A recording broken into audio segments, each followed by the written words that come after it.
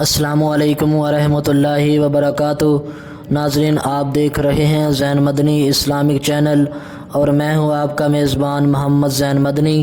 ناظرین، جیسا کہ آپ کو معلوم ہے کہ ہم ریاض الصالحین ریکارڈ کر رہے ہیں۔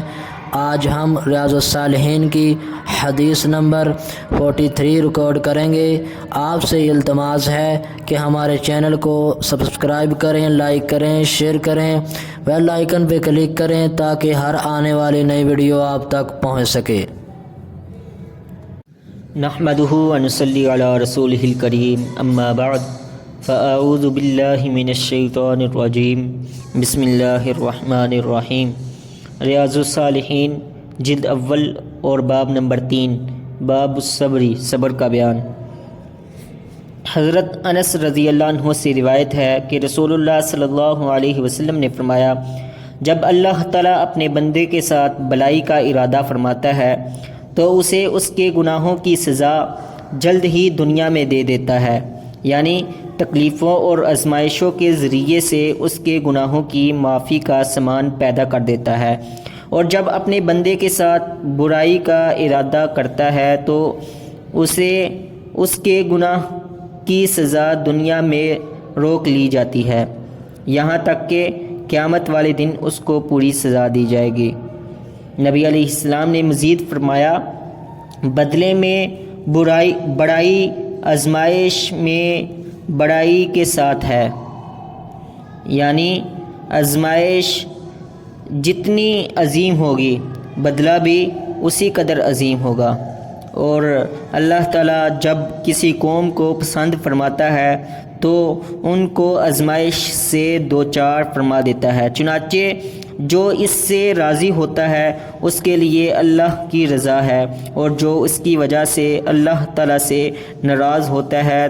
اس کے لیے اللہ تعالیٰ کی ناراضی ہے۔ اسے ترمذی نے روایت کیا ہے اور کہا ہے کہ اس کی سند حسن ہے۔ حافظ صلاح الدین یوسف صاحب نے اس حدیث کے فوائد و مسائل اخذ کرتے ہوئے پہلا مسئلہ یہ تحریر کیا ہے کہ اس سے معلوم ہوا کہ آزمائشیں بھی اس دنیا میں مومن کے لیے ایک نعمت ہے، جن سے بقدر آزمائش اس کے گناہ معاف ہوتے اور عند اللہ اجر و ثواب میں اضافہ ہوتا ہے۔ اس لیے ہر آزمائش اور تکلیف میں صبر و رضا ضروری ہے، کیونکہ اس کے بغیر یہ شرف و فضیلت حاصل نہیں ہو سکتی، بلکہ بے صبری سے گناہوں میں مزید اضافہ ہوگا۔ دوسرا مسئلہ یہ تحریر کیا کہ خیر اور شر کا خالق حقیقی اللہ ہے، لیکن اہل اللہ کا شیوہ ہے کہ وہ ہر خیر کی نسبت اللہ تعالیٰ کی طرف کرتے ہیں اور ہر شر کی نسبت اپنی جانب کرتے ہیں، جیسا کہ آدم علیہ السلام سے رسول اللہ صلی اللہ علیہ وسلم تک انبیاء کی منقول دعاؤں سے ظاہر ہوتا ہے۔ پھر شر انسانوں کے لحاظ سے ہوتا ہے، نہ کہ اللہ تعالیٰ کے اعتبار سے،